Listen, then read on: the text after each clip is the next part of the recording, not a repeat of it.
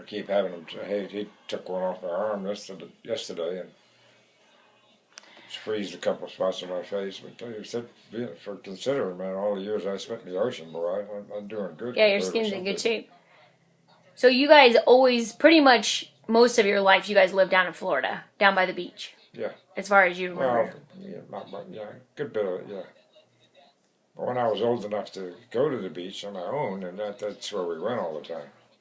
So that was like the hangout spot. That was the... Yeah. Until I got old enough to have a boat.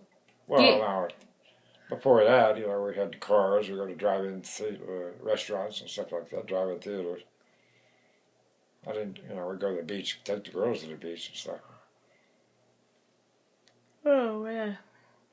I mean, so for the most part, I think about like some fun things with like, Maryland and, some of them on the beach. It's kind of fun just thinking of like some crazy stories or, Who? with Maryland and Gary and, you guys growing up down there, like funny stories. Then I went to the beach. Richard did some diving. Well, and look, he's in love with the ocean. He still is very... But Maryland and Gary, no, he never did any of that with me. Yeah. Because he ended up going in the service for quite a while. What did Marilyn do early off? Started getting married she worked for AT&T. Oh, okay. Western Electric. I think I got her a job there. Started out. I can picture Grandma Brown on the beach. Oh, she worked for Bell Telephone. Oh, okay. That's what she worked for. She started out as an operator or something. So now you had some stories, though, about the ocean diving and all that kind of stuff. Did you ever find anything interesting out there? Anything that you thought was valuable? You didn't really look much for stuff like that. Mothball shells and stuff like that. Nothing like that. I had a submarine come up one time right next to us in the middle of the ocean. Where were you guys? Oh, so you took a boat out and you were diving out there? Yeah, and one of the guys' wife was with him, and she was kind of laying in the back of the boat back there with her top down. Oh gosh! And we saw the periscope, and all of a sudden, came up. Here comes all these sailors out running to the side of the boat, looking over, whistling and everything. Oh, great! She was sound asleep, but we didn't tell her until they all got up there, and then we told her, freaked her out. So could that thing come up and basically you on top of it? Do they know you're there? Oh, well, they know exactly where they're at. Oh, okay. Because I figure it's so massive. That's why they knew to come up there, so they got a good look at her. How could they tell that from underwater? Periscope. Oh. Jeez. Well, I know where your boat's at all the time. No, I'm talking about like if you were diving and you were swimming, and it just came up, would you even... Well, your senses are slim to the that. Yeah. We're diving. They don't come in that shallow water. They're not in a deep. Oh, yeah. That's nice. Our tax dollars at work. Stop barking. And then, most of your life boating and when did you? So I'm trying to think. You guys always lived down in Florida. You never moved up north. You always stayed down there. Yeah. Because that's where you met Mom, was down there. Yeah. At the same company. No, I had a huge, massive tropical fish collection, including moray eels and various types of weird crabs and stuff that I collected from all over. I wanted to get into that. I was writing articles and stuff. I did a lot of study. Oh, what'd you write them for? What were the articles for? About the fish. I used to sit up at night and watch who would eat who. And were they published articles, you mean, or? No. Oh, just you wrote. Oh. No, I had journals. I don't know what happened to them. I saw one a while back. But I kept notes of what fish not to put with other, because if you put certain fish in the tank, next morning they'd be gone. Oh, yeah. The other fish would eat them. So that was more trial and error, huh? Yeah.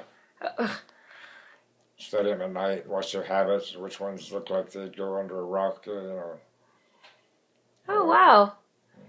Watch the moray eel when he'd come out.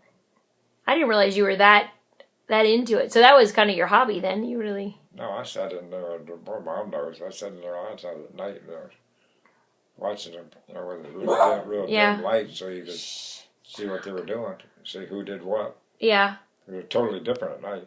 The fish act completely different. And you always had tropical fish, right? Saltwater fish? Yeah. remember having any fish. Like me, I never really had fish. They were hard to keep. It's very, expensive. And they're expensive, yeah. To get fresh seawater all the time. Cleaning, boy, I had to keep the tanks clean all the time. What was the biggest tank you had? Huh? What was the biggest tank? Did you say 50 gallon? It was more than that now. I have a picture of one that was across the wall. It was about 150 to 200 gallons, something like that. Yeah, there's a picture in one of our... That was what the moray eel was in. Oh, wow. Did Mom like all that stuff? Or she wasn't really into it? So she liked all the little tanks, but she wouldn't go near the crab tank. She wouldn't go near the eel tank. An electric eel? No, it was a moray eel. Oh. I didn't really realize they were different. Oh. I used to feed them big shiners like that, and he'd bite them right in the middle, watch them, turn around, head first, and like piranha. He'd bite them in the middle to kill them, and then turn around, just without taking them out of the mouth. Yikes. Spin them around and slide it right down. He used to wait for me to come home, boy. He'd be up running up and down that tank when he heard me coming home. That's interesting. I stopped at the base store and get some shiners for him. Never thought of a moray eel as a family pet. Excited when you got home. Most people didn't. But boy, he knew as soon as I was there, man, he'd come up and start running up and down the wall of the tank. Huh. Yeah, actually, I could stick a little shiner in and he'd come up and get it. How long did you have him? I don't know, from probably about 8 inches to maybe a couple feet. So they have a pretty good life expectancy. Yeah. What'd you end up doing with all your fish tanks? Was it because you guys moved? Gave them away. Sold them or something. Yeah. I don't remember. Was it because it was just too much work? Yeah. Yeah. A lot of work, a lot of money. An expensive hobby. We flew down to Jamaica to go look at a special island out there for about tropical fish. Lou and I went down, and Peggy went on that. That was the time the little girls were running up touching her hair. Her hair was long and red. Oh. They thought she was something strange. They ran up touching her. They were really spooked. Thought she was a goddess or something. Well, at least they treated her well. It was out in a remote part of Jamaica. Well, you weren't around, right? Didn't she say that you were... So you were right there the whole time? I was there with Lynn, until we dropped them off on an island. Then she was there by herself on the island, her and her girlfriend. Oh, that's nice. And they were alone on the island, and we thought. The guy said, nobody lives on there. Don't worry about it. They'll be fine. Come to find out, some old hermit lived there. And he came out, and boy, they were up to here in the water, man, scared to death. When we came back, we went far away to another island. They were scared to death. Never forget that deal with Peggy. I bet you she has an interesting perspective on that story. And then tell me about, remember she said that the first date you took her on was, what, shrimp? Underneath of a bridge. You didn't know she was allergic to shrimp at that point? At night, this was late at night. Yeah. It was in the middle of the night, actually. You had to go at a certain time when the moon was full, whatever, and the tides were just right. We go down there underneath the bridge, climb down, take ladders, climb down on a little piling about a foot off the water.